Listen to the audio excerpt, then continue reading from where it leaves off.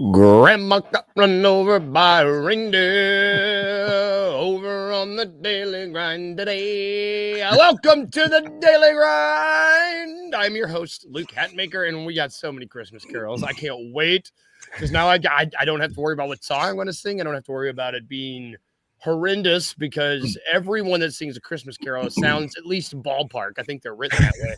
Yeah. But I'm your host, Luke Hatmaker, and I got Rusty with me today on this cold, bleak Tuesday. I don't know. It's really wintry looking outside. How are you? You're like, it's bad. I don't like it. Winter is here. It's no longer coming. Winter is here for sure. No, man, I'm great, man. Coming off a good holiday weekend. Thanksgiving is the GOAT holiday. Argue with your mama.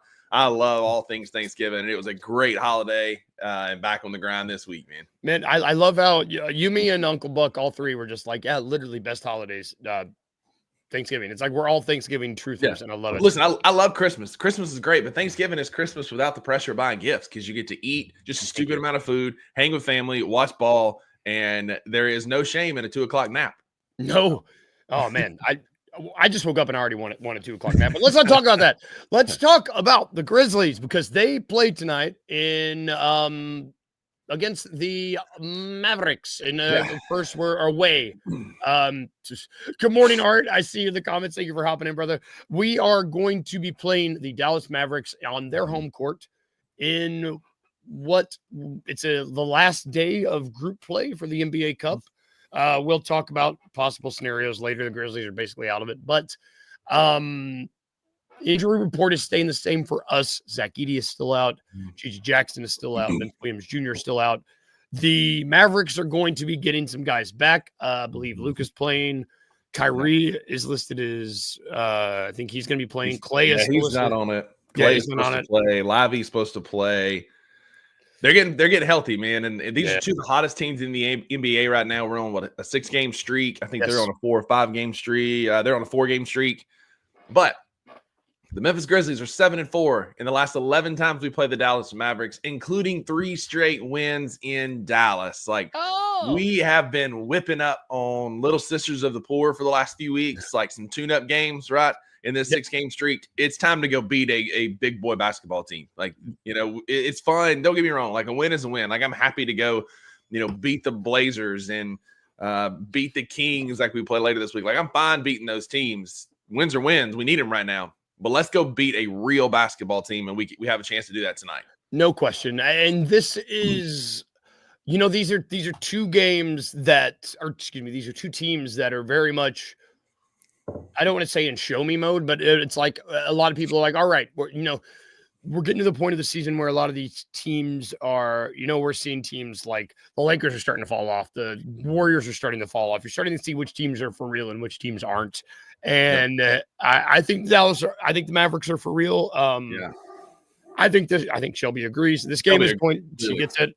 This game's going to be, I think Art said in the comments, it's going to be a blood battle, man. We always play these guys hard. And I don't know. I'm excited for this game more so than these other games where it's like you said, we've been beaten up on the Sisters of the Poor, or whatever. Little Sisters of the Poor, yeah, exactly. We're beating these bad teams. Like, this is a time that we're going to need to see. Like, we need Dez, we need Ja, we need Jaren. Like, Dez, it'd be so great if Dez could figure it out tonight.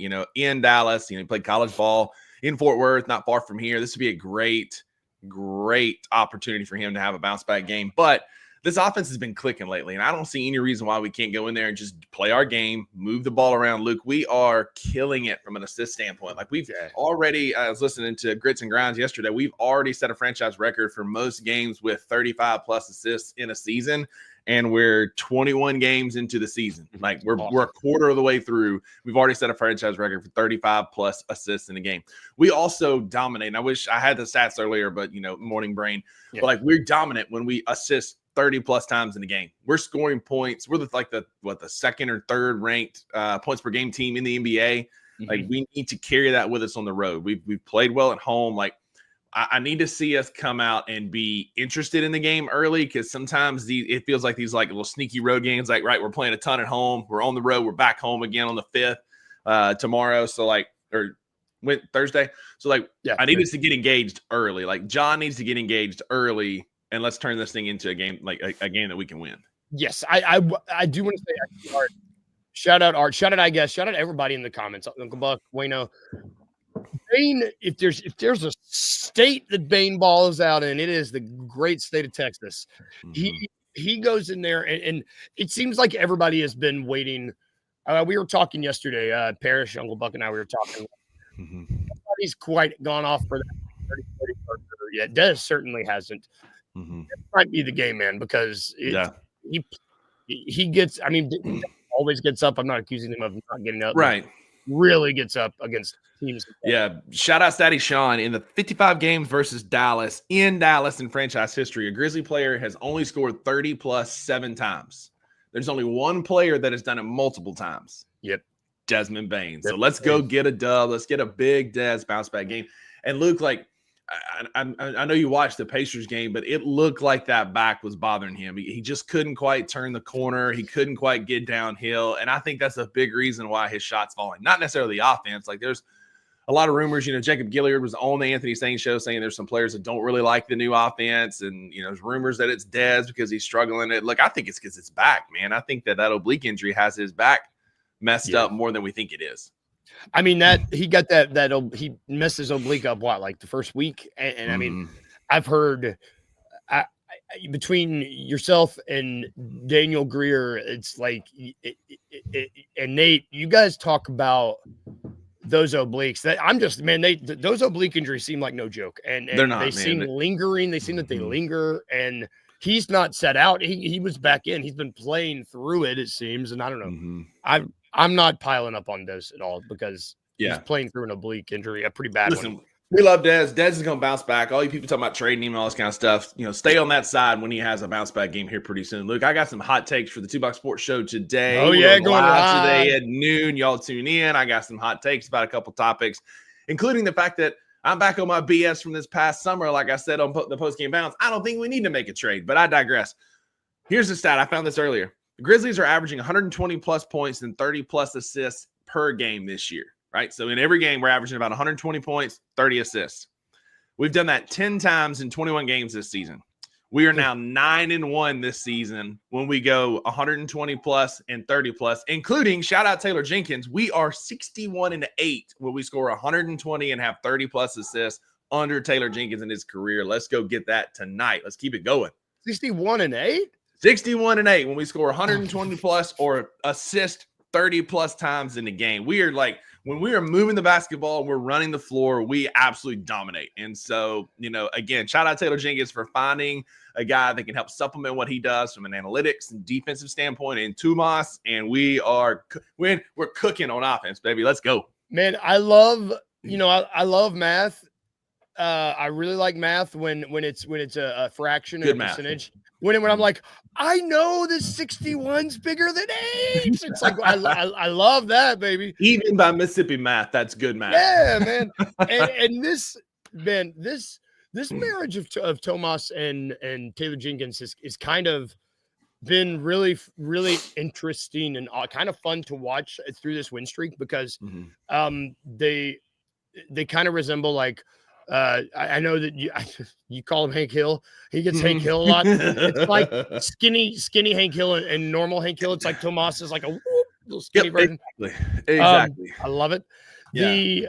I want to see where you at. Wayno, I saw Wayno. Who do you think Wells is going to match up defensively tonight? Because he has been his switch, not even switch, his sticking Taylor Jenkins sticking with the starting lineup of Wells, BC, Jaren. I love it. Dez and Ja. Love it. Love it. Marcus coming off the bench has been phenomenal. I mean, you and I talked last Friday. Season that Manu moment, baby. He's doing his best Manu Ginobili impression. Who do you think Wells is going to match up with tonight? First of all, to quote one G.G. Jackson Jr. about Marcus Smart and Jalen Wells, that boy hooping. But I think we'll see a lot of him on Klay Thompson tonight. I think that's a good matchup for him that he can keep with. Probably some Quentin Grimes when he's in the game as well. I think Luka's going to be a tough matchup for us tonight, right? Like he's a big guard, especially if he gets going downhill. Like, I think Marcus Smart is going to be the guy that's on Luka mostly tonight. doubt. I think we'll see Wells more on Klay Thompson and Quentin Grimes. This is a game where we could really also, speaking of matchups, use Zach Edey. He's a big force in the paint, and they don't have a ton of weight in the paint. I mean, Gafford and Lively are great, but they're smaller centers. So I look for Jaren to feast tonight. But what do you think, Luke, about the Ja-Kyrie matchup? I think we're going to see a lot of that tonight. You think Ja stepped up defensively this year? Do you think that's going to be an impact position for us? Yes. I think that Ja seemingly Art, we will miss Vince tonight. I don't think we're going to miss him as much as we like. Ja seems to relish more so that defensive assignment this season than he has in past seasons. And just when your best player has that sort of mentality on the defensive end, I think that carries over to the rest of the team. Like everybody plays better when Ja's on the court. I think that is spreading over to defensively now too, because he is showing the effort on defense. Agreed. I saw somebody on Twitter yesterday say it's not sustainable. He's our best offensive player. And I disagree with that because his game this year is so different. Yes, 2 years ago when he was running up and down the court trying to put it on everybody's head, trying to be on a poster on every possession, that's probably accurate. But the way he's facilitating and moving the ball and seeing the offense, like this offense may not be made for spot-up shooters like Luke Kennard and Dez who are struggling to find footing in it right now. But it is made for Ja freaking Morant with the way he can get in the paint. Drew and I were talking about this when we watched the Pacers game together on Sunday. I've never seen somebody be able to get in the air and then still like either hang onto the ball long enough to get a layup or see, Dez in the corner or trip trailing. Like he is so much more athletic than I could ever be if there was four of me. You know what I'm saying? Like just the way he can manipulate. He is Isaac Newton's worst nightmare, the way he manipulates gravity. Man, I was thinking about this the other day. When I fell in that pool a couple weeks ago, and I went, I was thinking, not only would Ja Morant have maneuvered his body to not fall in the pool, he would have taken his wallet out, taken his keys out, taken out all of his belongings, and thrown them to people that would have caught them. The neighbors that weren't even there, he would have thrown them, and they would have caught them because he's just that aware of his body and that he's a freak athlete. It's incredible.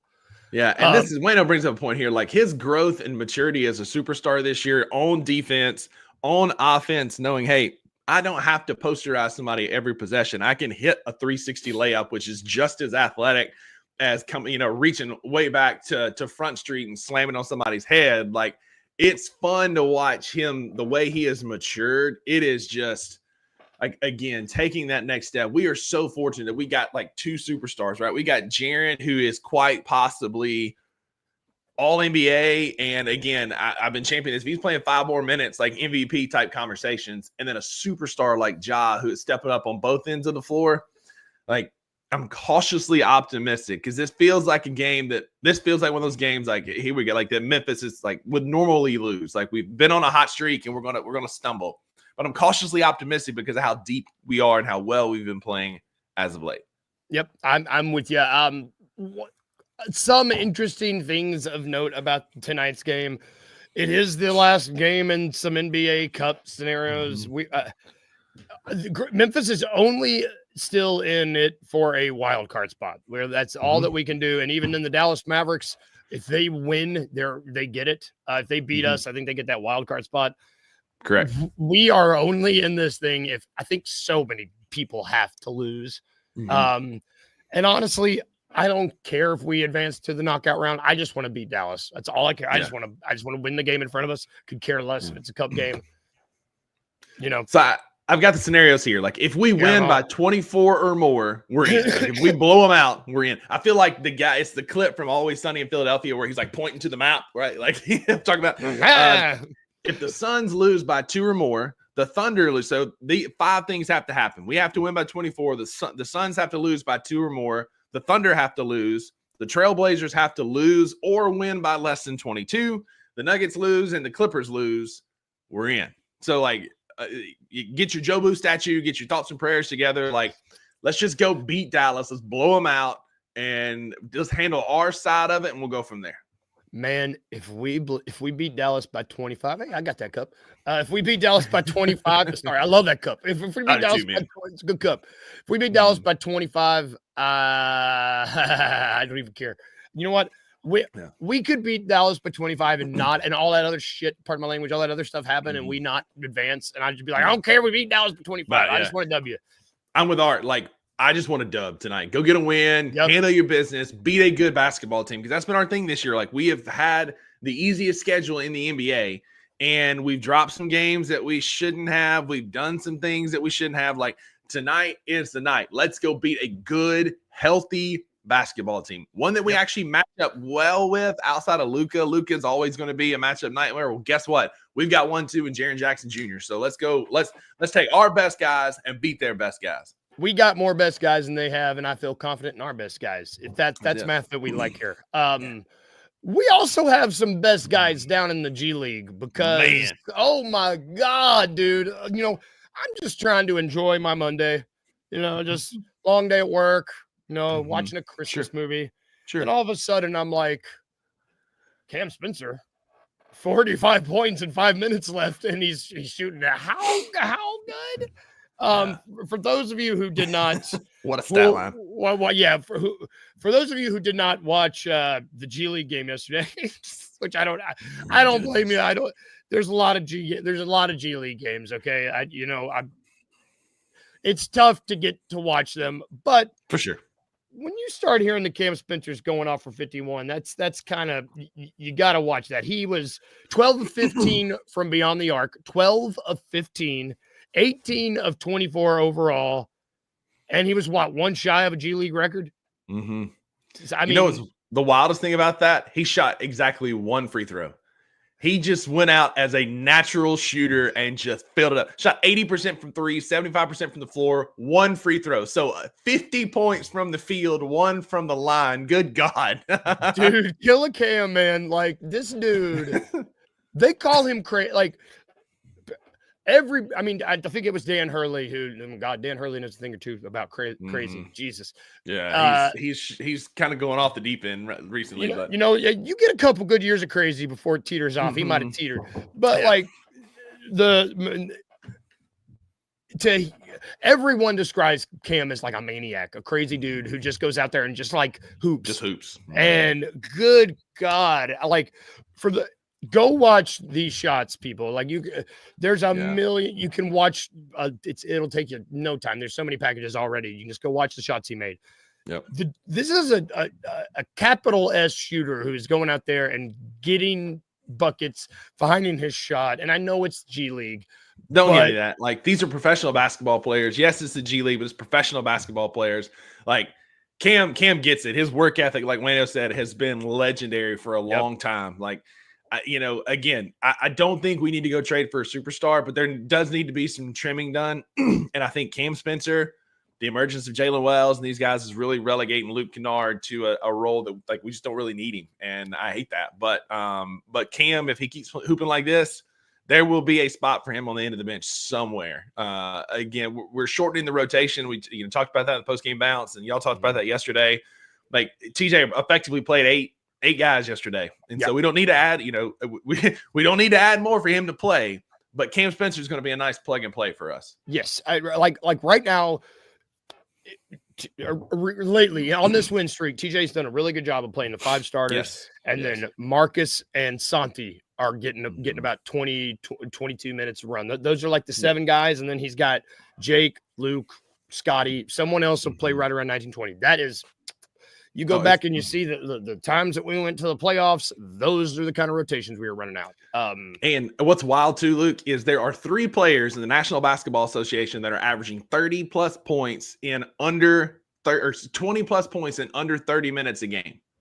Stephen Curry, John Morant, Jaren Jackson Jr. I was say, 2-3 ain't bad. I mean, that ain't bad. If you're on a list with Steph, you're doing something right.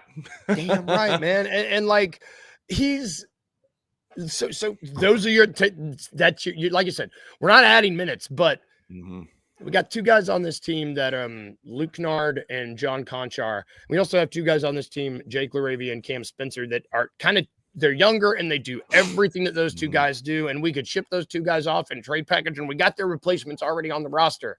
And I'm like, dude, I will look at the trade machine until I'm blue in the face, man, because I like this team right now, and I don't know what I want. I mean, it's like I know what we could use, but we got guys coming back. And real quick, shout out Anthony Sane. Like, he tweeted this out yesterday morning or night before last on the 2nd. So, last night.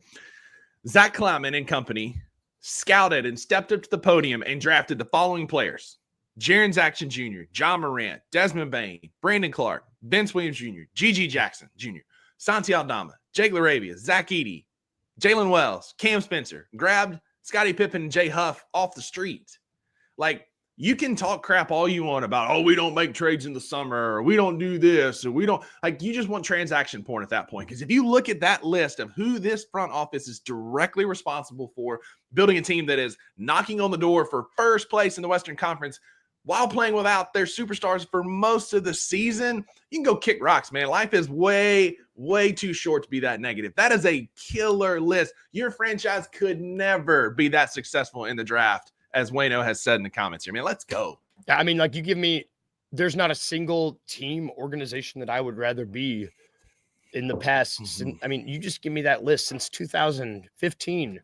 The only other team that I think would give us a run for money, or maybe Oklahoma City. Like, that's and then you know what? Those are the two best in the league right now. And Ja and Jaren were at the top of the first round. We snuck in the back door and got Dez at the end of the first round and BC right around there. The rest of those cats are second round picks.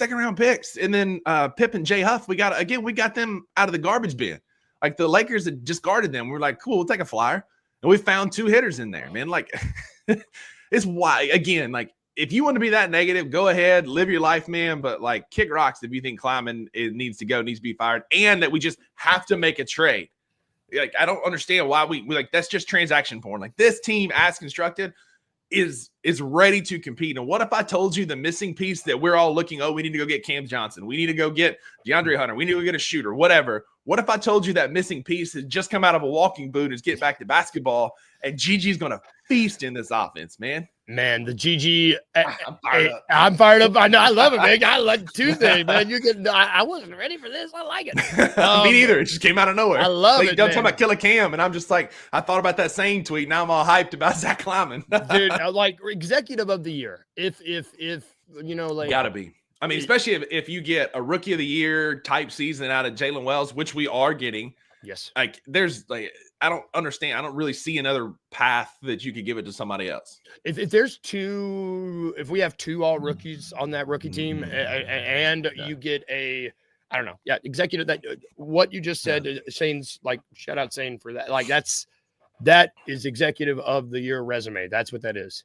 Yeah. I mean, that's it. Like, if you get 2 all rookies, and then Zach Edey has a good rookie season too, talking about Jalen and Cam, like, I don't know what more you need, man. Yep. And we're heading towards January, where, like, Taylor Jenkins always turns the corner in January. He's been, like, the coach of the year in January for the last, like, 3 or 4 seasons. And so, like, we're about to turn that corner. We're getting healthy. He's going to get his pieces back. Brother, we may not lose a game in January this year. Man, it is good to be a Grizzlies fan right now. You know, it's like, and I know we get accused of being homers a lot. Maybe it's just me. I get accused of being a homer a lot. But, I mean, same. But we're a positive show, and it's like, there's not a lot bad right now. You know? No, I mean, 92% of my wardrobe is Memphis Grizzlies stuff, and I'm not a homer. I just call it like I see it. Well said, sir.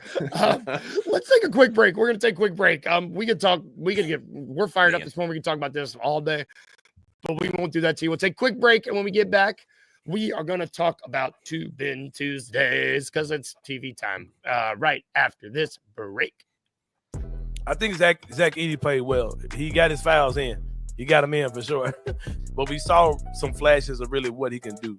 Whether that's setting screens, or just blocking shots, or just making guys change their mind about shots, or just affecting the quality of shots that guys were getting in the game. We saw that a lot. They gotta use him though, man. They gotta be able to find him a little bit. I was about to say they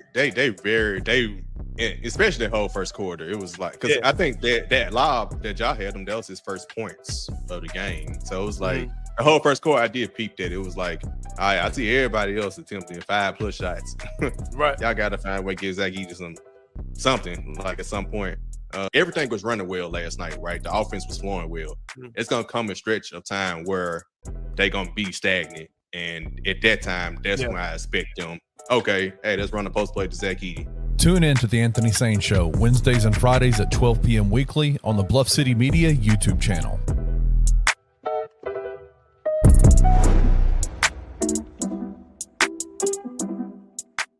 This is a question I don't know if you've ever been asked. Was there anyone you ever wanted to dunk on?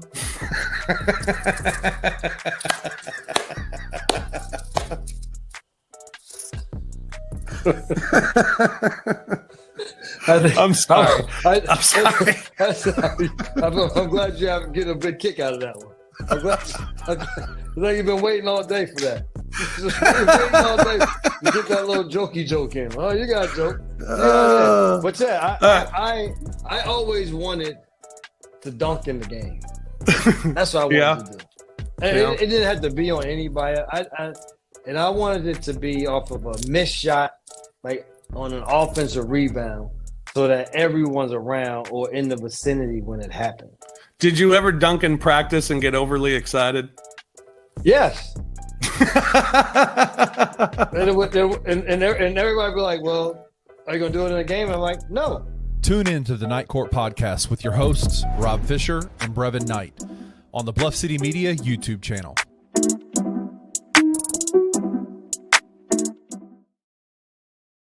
Welcome back to the Daily Grind. I was trying to do a Christmas Carol and I failed, but welcome back anyway. You can catch that show. You can catch the Night Court Podcast. You can catch the $2 Sports Show that's starting live today at noon o'clock. Let's go. We got some great topics. It's gonna be awesome. Tuesday, Thursday at noon.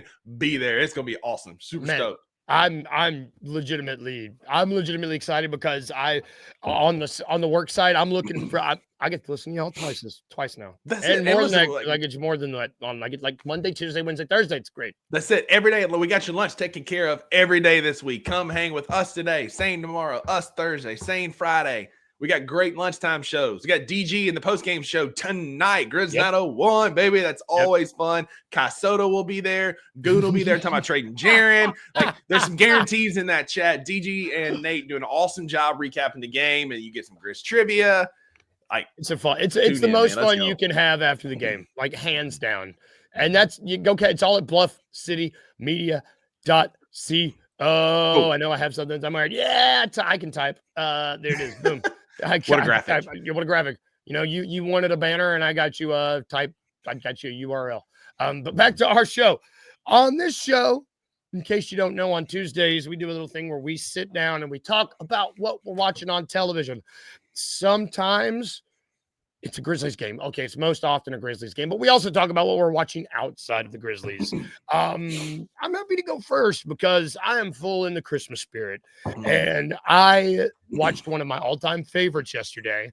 I watched A Muppet Christmas Carol. Oh, that's good, man. I love it. I love the Muppets. Yeah. I got the Muppets show like right above me. I got a Muppet candle on my desk. That's the Muppets are my stuff. I think they're hilarious. And that it's good, also man. Like Michael Caine is acting like that is when you have the Muppets, besides a man who is acting like he just watched a child die, he acts that as serious as a car wreck, and it's excellent because the Muppets are like, it is Ernie, Bursty, and then it's just the dang Michael Caine being like, Jolly, no, I can do a better British accent than that. I'm sorry, but yeah, I watched them up at Christmas Carol. How about you? Well, I know how about you? So 3 things, and I'll say the best for last. I watched my first Christmas movie. It's a new one, came out this year with Jack Black. It's called Dear Santa. I watched it too. It was good. Like, it was funny. Like, it wasn't like, oh my God, the best, but it was a good movie. Like, just like a kid writes a letter to Santa, but instead of Dear Santa, it says Dear Satan, and Jack Black appears in his bedroom. And it's really funny. It's pretty funny. My dad and I laughed, and we really enjoyed that one. Rewatching Schitt's Creek. That's what we're kind of on right now. I kind of got back into Schitt's Creek. I love that show, man. Great show. I've only watched it all the way through start to finish once, but Maggie and I are giving it a rewatch. But I did finish Harry Potter last week. And so now I understand all the references. I understand Harry Potter world. It ended well. I like how it ended. Like it kind of tied everything together. Turns out Harry had one of the Deathly Hallows with him all along with the Cloak of Invisibility. At one point, he possessed all three of them. Like, then he breaks the Elder Wand. Spoiler alert. I mean, it's been 20 years. So if you haven't watched it yet, that's on you. Just be like me, right? But like, really good movie, and they got better as they went because they got darker a little bit more, like less kiddie and more like actual like darker movies. Very entertaining, definitely worth the rewatch. Do you still think Snape is a bum? Yes, but I get it. I get like he's still a bum because he killed Dumbledore, even though yes he was dying. That was the plan. Like it had to happen that way. I understand they're protecting the Elder Wand. Like he was cursed from wearing the Horcrux. Like I understand all of it, and he's still a bum. Still a bum. Snape is a bum is still the best take that I've ever heard about Harry Potter. It's my favorite. Like he's a dichotomy. Like a lot of characters, he's a dichotomy. There are parts of Snape that I love. Like I appreciate him being there for Harry and protecting Harry after his mom, who was the love of Snape's life, died. But he's still a bum because he offed Dumbledore, even though it was the plan. I told my whole family, I was like, listen, one of my buddies, he called Snape a bum, and that's the funniest thing I've ever heard. I don't know why, but it's so funny to me.